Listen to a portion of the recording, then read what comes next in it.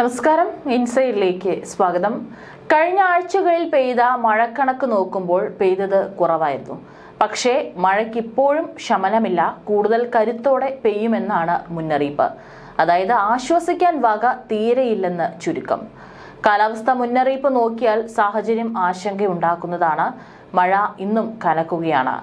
തീവ്ര ന്യൂനമർദ്ദത്തിന്റെ സ്വാധീനത്താൽ സംസ്ഥാനത്ത് ഇന്നു മുതൽ 5 ദിവസം അതിതീവ്ര മഴയ്ക്ക് സാധ്യതയുണ്ട്. തെക്ക് കിഴക്കൻ അറബിക്കടലിലെ ശക്തിയേറിയ ന്യൂനമർദ്ദം തീവ്ര ന്യൂനമർദ്ദമായി ശക്തി പ്രാപിക്കുന്നതിനാലാണ് മഴ കനക്കാൻ കാരണം.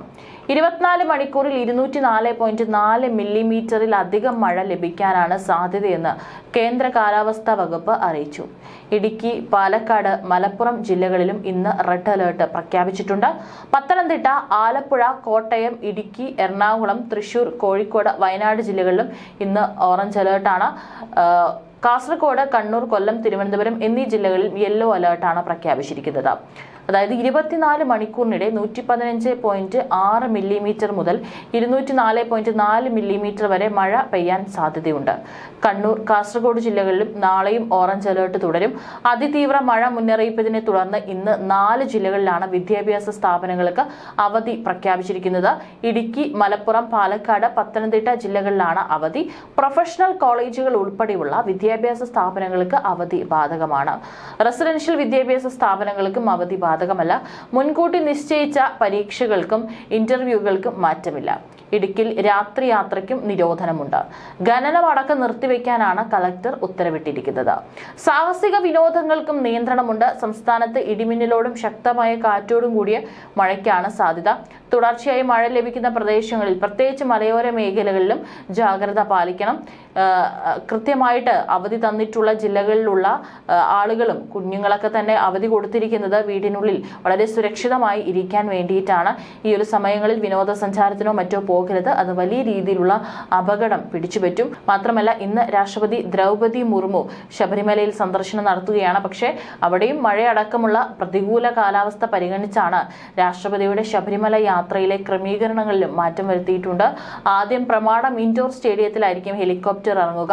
നേരത്തെ നിലയ്ക്കലിൽ ഹെലികോപ്റ്റർ ഇറക്കാനായിരുന്നു തീരുമാനിച്ചിരുന്നത്. പക്ഷേ പിന്നീട് മഴ സാഹചര്യവും കാലാവസ്ഥ പ്രതികൂലമായി നിലനിൽക്കുന്നതിനാലാണ് രാഷ്ട്രപതി ദ്രൗപദി മുർമുവിന്റെ സമയക്രമങ്ങളിൽ, യാത്രയുടെ മാർഗങ്ങളിലും മാറ്റം വരുത്തിയിരിക്കുന്നത്. എല്ലാ ജില്ലകളിലും മഴയ്ക്കൊപ്പം മിന്നലും മണിക്കൂറിൽ 30 മുതൽ 40 വരെ കിലോമീറ്റർ വേഗത്തിൽ കാറ്റിനും സാധ്യതയുണ്ട്. കേരള, കർണാടക, ലക്ഷദ്വീപ് തീരങ്ങളിലും 25 വരെ മത്സ്യബന്ധനം പാടില്ലെന്നാണ് റിപ്പോർട്ടുകൾ. കേരള തീരത്ത് മത്സ്യബന്ധനത്തിന് വിലക്ക് തുടരുകയാണ്. തെക്ക് കിഴക്കൻ അറബിക്കടലിലെ ശക്തി കൂടിയ ന്യൂനമർദ്ദം അടുത്ത മണിക്കൂറുകളിൽ തീവ്ര ന്യൂനമർദ്ദമായി മാറും. കേരള തീരത്തോട് ചേർന്ന് ചക്രവാത ചുഴിയും നിലനിൽക്കുന്നുണ്ട്. തെക്ക് കിഴക്കൻ ബംഗാൾ ഉൾക്കടലിലും ന്യൂനമർദ്ദം നിലനിൽക്കുന്നുണ്ട്. ഇടുക്കിയുടെ മാനത്ത് ഉരുണ്ടുകൂടിയ ആശങ്കയുടെ കാർമേഘങ്ങൾ ഒഴിയുന്നില്ല. മേഘവിസ്ഫോടന സമാനമായ മഴയ്ക്ക് ശേഷം വീണ്ടും മുന്നറിയിപ്പ് എത്തിയതിനാൽ ആശങ്കയിലാണ് മലയോരം. കേന്ദ്ര കാലാവസ്ഥാ വകുപ്പ് ജില്ലയിൽ ഇന്ന് റെഡ് അലേർട്ട് പ്രഖ്യാപിച്ചിട്ടുണ്ട്. അതിതീവ്ര മഴയ്ക്കുള്ള സാധ്യതയാണ് പ്രവചിച്ചിട്ടുള്ളത്. വരും ദിവസങ്ങളിലും ജില്ലയിൽ മഴ പെയ്ത് തുടരുമെന്നാണ് കാലാവസ്ഥാ പ്രവചനം. മഴയ്ക്കൊപ്പം ശക്തമായ കാറ്റിനും മിന്നലിനും സാധ്യതയുണ്ട്. മഴ ശക്തമായതോടെ ജില്ലയിൽ ഡാമുകൾ നിറയുകയാണ്. കല്ലാർ, മലങ്കര, പാംപ്ല, കല്ലാർകുട്ടി, പൊന്മുടി, മുല്ലപ്പെരിയാർ അണക്കെട്ടുകൾ തുറന്നിരിക്കുകയാണ്. കനത്ത മഴ ജില്ലയിലെ ടൂറിസം മേഖലയെയും നിശ്ചലമാക്കി. വിനോദസഞ്ചാരത്തിന് നിയന്ത്രണമുള്ളതിനാൽ വ്യാപാരികളും പ്രതിസന്ധിയിലാണ്.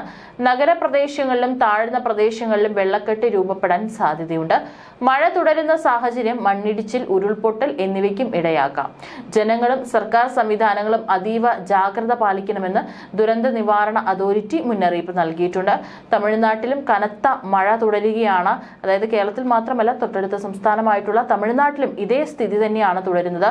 ഇന്ന് അവിടെ 8 ജില്ലകളിലെ വിദ്യാഭ്യാസ സ്ഥാപനങ്ങൾക്കാണ് അവധി പ്രഖ്യാപിച്ചിരിക്കുന്നത്.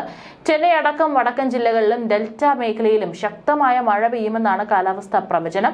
ചെന്നൈ, കടലൂർ, ചെങ്കൽപ്പെട്ട്, വിഴുപ്പുപുറം, കള്ളക്കുറിച്ചി, മയിലാടുംതുറൈ, തിരുവാരൂർ എന്നീ ജില്ലകളിലാണ് അവധി പ്രഖ്യാപിച്ചിരിക്കുന്നത്. പുതുച്ചേരിയിലും സ്കൂളുകൾക്ക് അവധി പ്രഖ്യാപിച്ചിട്ടുണ്ട്. അതേസമയം ഏത് സാഹചര്യവും നേരിടാൻ സജ്ജമെന്നാണ് തമിഴ്നാട് മുഖ്യമന്ത്രി MK സ്റ്റാലിൻ അറിയിച്ചിരിക്കുന്നത്. തീവ്രമഴ മുന്നറിയിപ്പുള്ള ജില്ലകളിലേക്ക് IAS ഉദ്യോഗസ്ഥരെ സ്പെഷ്യൽ ഓഫീസർമാരായി അയച്ചെന്നും അദ്ദേഹം അറിയിച്ചു. മത്സ്യത്തൊഴിലാളികൾ കടലിൽ പോകരുതെന്നും മുന്നറിയിപ്പുണ്ട്. സംസ്ഥാനത്ത് മഴക്കെടുതിയിൽ 2 പേർക്കാണ് ഇതുവരെ ജീവൻ നഷ്ടമായത്. ഇനി കേരളത്തിലും ഇത്രയും ദിവസം പെയ്ത മഴയിലും തന്നെ നഷ്ടങ്ങൾ വലുതാണ്. തുലാമഴയുടെ ആരംഭത്തിൽ കനത്ത മഴ, വെള്ളപ്പൊക്കം, മണ്ണിടിച്ചിൽ എന്നിവ മൂലം ജില്ലയിൽ ഉണ്ടായത് 1.5 കോടി രൂപയുടെ കൃഷിനാശമെന്നാണ് കൃഷി വകുപ്പിന്റെ പ്രാഥമിക വിലയിരുത്തൽ. കൃഷി വകുപ്പിന്റെ പ്രഥമ വിവര റിപ്പോർട്ടിലാണ് കഴിഞ്ഞ 16 മുതൽ ഇന്നലെ വരെ 1 കോടിയുടെ അടുത്ത് കൃഷിനാശം സംഭവിച്ചതായി വ്യക്തമാക്കിയിരിക്കുന്നത്. പരിശോധന പൂർത്തിയാകുമ്പോൾ നഷ്ടത്തിന്റെ തോത് ഇതിലും കൂടുമെന്നാണ് വിവരം. 17 മുതൽ 20 വരെയുള്ള ദിവസങ്ങളിലാണ് പ്രളയ സമാനമായ മഴക്കെടുതിയിൽ കൂടുതൽ വിളനാശം ഉണ്ടായിരിക്കുന്നത്. നെടുങ്കണ്ടം ബ്ലോക്കിൽ 61,97,500 രൂപയും, കട്ടപ്പന ബ്ലോക്കിൽ 36,36,750 രൂപയും, പീരുമേട് ബ്ലോക്കിൽ 31,56,400 രൂപ, ഇടുക്കി ബ്ലോക്കിൽ 15,99,250 രൂപ, തൊടുപുഴ ബ്ലോക്ക് 30,000 രൂപ എന്നിങ്ങനെയാണ് കൃഷിനാശം.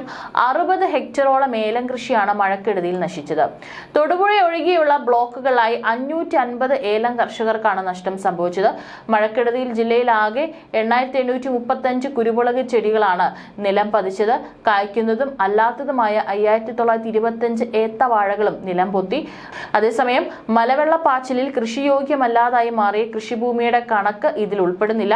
നെടുങ്കണ്ടം, കുമളി മേഖലകളിലും ഏക്കർ കണക്കിന് കൃഷിഭൂമിയിൽ മലവെള്ളപ്പാച്ചിലിനെ തുടർന്ന് മണ്ണൊഴുകിപ്പോയതിനാൽ കൃഷിയോഗ്യമല്ലാതായി മാറിയെന്നാണ് വിവരം. നിലവിൽ മുൻ വർഷങ്ങളിലെ വരൾച്ച, കാലവർഷക്കെടുതി എന്നിവ മൂലമുണ്ടായ കൃഷിനാശത്തിന്റെ നഷ്ടപരിഹാര തുക പൂർണ്ണമായും കൊടുത്തു തീർത്തിട്ടില്ല. വിള ഇൻഷുറൻസ് എടുത്ത കർഷകർക്കുള്ള നഷ്ടപരിഹാരം 2024 മെയ് വരെയുള്ളത് കൊടുത്തു തീർത്തു. എന്നാൽ അല്ലാത്ത കർഷകർക്ക് 2021 ഒക്ടോബർ 16 വരെയുള്ള നഷ്ടപരിഹാരം മാത്രമാണ് ഇതുവരെ നൽകിയത്. ഈ വർഷം കാലവർഷക്കെടുതിയിൽ കഴിഞ്ഞ മെയ് 24 മുതൽ ജൂലൈ 7 വരെ മാത്രം 20 കോടിയിലധികം രൂപയുടെ കൃഷിനാശമാണ് ജില്ലയിലുണ്ടായത്. 10,000 രൂപ വരെയുള്ള നഷ്ടപരിഹാര തുക നൽകുന്നതിന് നടപടി സ്വീകരിക്കേണ്ടത് ബ്ലോക്ക് തലത്തിലുള്ള കൃഷി വകുപ്പ് അസിസ്റ്റന്റ് ഡയറക്ടറാണ്. 10,000 മുതൽ 5 ലക്ഷം വരെയുള്ള നഷ്ടപരിഹാര തുക നൽകുന്നതിൽ ജില്ലാ തലത്തിൽ ഡെപ്യൂട്ടി ഡയറക്ടറാണ് നടപടി സ്വീകരിക്കേണ്ടത്. 5 ലക്ഷത്തിന് മുകളിലുള്ള നഷ്ടപരിഹാരത്തിന് നടപടി സ്വീകരിക്കേണ്ടതും കൃഷി വകുപ്പ് ഡയറക്ടറാണ്. അതുകൊണ്ട് തന്നെ ഈ സമയങ്ങളിൽ ഏറെ ഇത്തരത്തിലുള്ള കൃഷിക്കാർക്കാണ് വളരെ നഷ്ടം സംഭവിക്കുന്നത്. അടുത്ത 3 മണിക്കൂറിൽ കേരളത്തിലെ എറണാകുളം, തൃശൂർ ജില്ലകളിലും ഒറ്റപ്പെട്ട ഇടങ്ങളിൽ ഇടത്തരം മഴയ്ക്കും, കൊല്ലം, മലപ്പുറം, കോഴിക്കോട്, വയനാട്, കണ്ണൂർ, കാസർഗോഡ് ജില്ലകളിൽ ഒറ്റപ്പെട്ട ഇടങ്ങളിൽ നേരിയ മഴയ്ക്കും സാധ്യതയുണ്ടെന്ന് കേന്ദ്ര കാലാവസ്ഥാ വകുപ്പ് അറിയിച്ചിട്ടുണ്ട്. കൃത്യമായിട്ട് മഴ മുന്നറിയിപ്പുകൾ ഏതൊക്കെ ജില്ലകളിലാണ് എന്നുള്ളത് അന്വേഷിച്ച്, അല്ലെങ്കിൽ മുന്നറിയിപ്പ് കൃത്യമായി തരുന്നത് നോക്കി അതിനനുസരിച്ചിട്ടുള്ള മുൻകരുതൽ എടുക്കണം. പ്രത്യേകിച്ച് മലയോര മേഖലകളിലുള്ളവർ ജാഗ്രത പാലിക്കേണ്ടതാണ്.